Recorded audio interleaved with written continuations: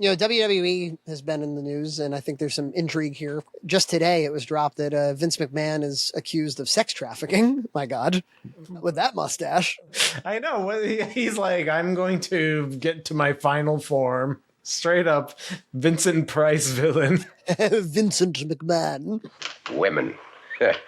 Soon put your trust in them as put a pistol to your head. Well, of course, he paid off $16 million in settlements for sexual impropriety with all these employees, and then there was a bunch of NDAs, and there's some that he paid off without ever telling the company. TKO, I think, is the parent company now that bought WWE, and they also now own UFC. There was like a particular woman who he violated his NDA with her because he was supposed to pay her $3 million to hush, but he like arranged for her to be with him and with other superstars, Brock Lesnar, namely, and John Laurinaitis. I don't know if I have any of these facts right, but this just came out today. But anyway, Vincent McMahon aside, what I thought was more interesting from our perspective was WWE Raw, every Monday night, like for 30 plus years on various networks. That's going to be moving to, it'll still be live appointment television, but on Netflix. So it's going to be live, really? Yeah. And apparently other live events will be on there too. But the other complicating factor is you'll remember that they moved all of their WWE network content, which is their giant backlog. They had their own streaming service, but they moved all that to Peacock. And I assume they're still mid contract. But Peacock never had Monday Night Raw. So Netflix will have Raw.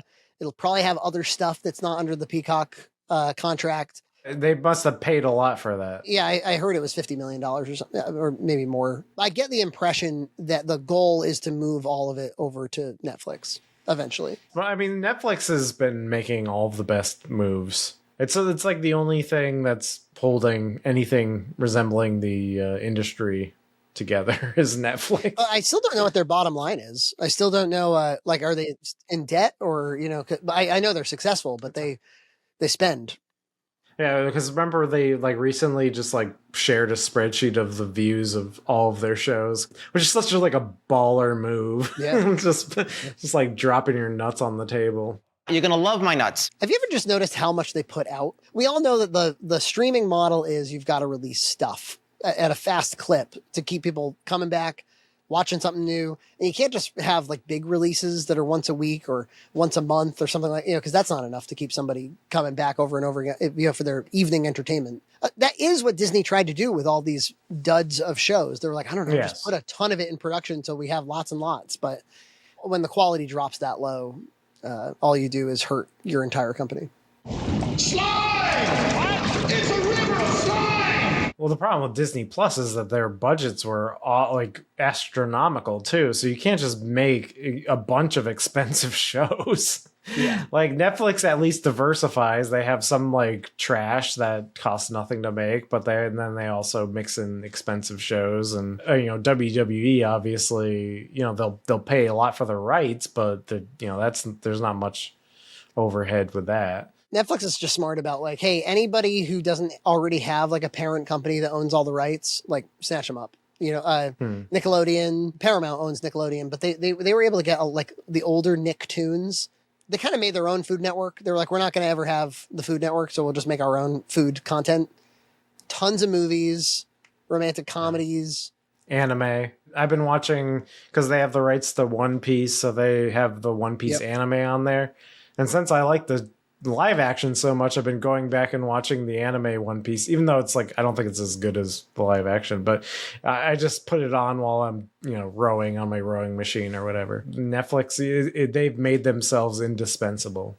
Is it them who's going to make Avatar: The Last Airbender off of the success of One Piece? Netflix. People are begging me to watch it, they insist that I would love it. So yes, it is Netflix. Yeah, I'm super ignorant about Last End Airbender. Maybe I should watch it. Maybe they're right. It's not actually, because everybody's I know you hate anime. I'm well, I hesitate to say I hate a genre, but the truth is I've never seen an anime that I enjoyed. It's live action and it's an American anime. It's not it's not made by those perverted Japanese. They're but he likes Sentai. I'm I don't know, you're just going to have to figure that shit out on your own. When they turn into teenagers in America, that's when I like it. Kind of, yeah. Actually, I do like the Sentai itself, to be honest. I thought that... Kuru Sentai Jurenja was really fun. I like Kamen Rider. I do like that stuff. I like a lot of live action Japanese movies too. I just somehow anime never really connected with me. I struggle with it. There's something about the rhythm and pacing and tone that they seem to all share. And almost every time I say that, somebody's like, that means you haven't seen blah, blah, blah. And then I go watch it. No, I actually agree with that. I mean, I only like the really normie anime, the anime that's like aimed at normies. But I can't get into any of the like weirder stuff that like, John and Zach are into. John's of course been a huge anime fan for as long as I remember he would buy all the DVDs. He'd go to Best Buy or he'd order them online. He'd order a ton of anime DVDs. It was like, if it was anime, they wanted to watch it. It was like just exciting to watch something that was imported or something that was bootlegged.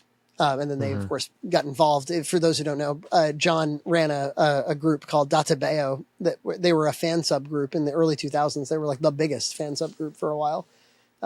Like John spoke at Otakon, in like 2007 or something. Hi, I'm John. I am also known as Interacting Online. I am one of the co-founders and one of the staff of .to fan subs. I remember one time he was like, okay, there's one anime that I think you'd really like. This is after Mononoke. This is after Akira. I wasn't connecting with any of it. And he's like, all right. And it was, what the fuck was it called? It was called it was about this girl and she would fall down the stairs. The girl leapt through time, something like that. Yes. Yeah. And, he would have shown me when it came out, which was around 2006. And I was like, this is the biggest piece of shit I've ever seen in my life. And then he was done. I'm now I'm watching the trailer as we speak. It's just so anime. And he couldn't get out of his own anime head enough to see that Frankie would not like this. It'd be like if somebody was like, no. Final Fantasy 11. I'm like, no. 12? Final 12? Yeah. God, no. Anyway, yeah, WWE. I think that's kind of cool. I worry about like the commercials and shit. I mean, does this mean it's all coming, right? Commercials to streaming, like in a big bad way? They're coming to Amazon Prime unless you upgrade to the non-commercial tier. Yeah, I was watching Full House on Disney Plus, and I didn't realize that I was technically watching Hulu. They were like piping Hulu through Disney Plus, and it was commercial city. And I was like, oh my God, this sucks. How could you do this to me? How could you be like, here's like all media ever with no commercials and then reintroduce commercials? Well, it's like when during COVID, we all went remote and then they started having us come back to the office. And you're just like, wait, I thought we moved beyond this. We just would really like to see you again. It's for the culture. Sometimes the most amount of work gets done just two people staring at each other, coughing. We want you to come to this half-empty office, please, for the culture. So you can Zoom with the people who are remote that day. Subscribe to Red Cow Entertainment on Patreon for full episodes every other week.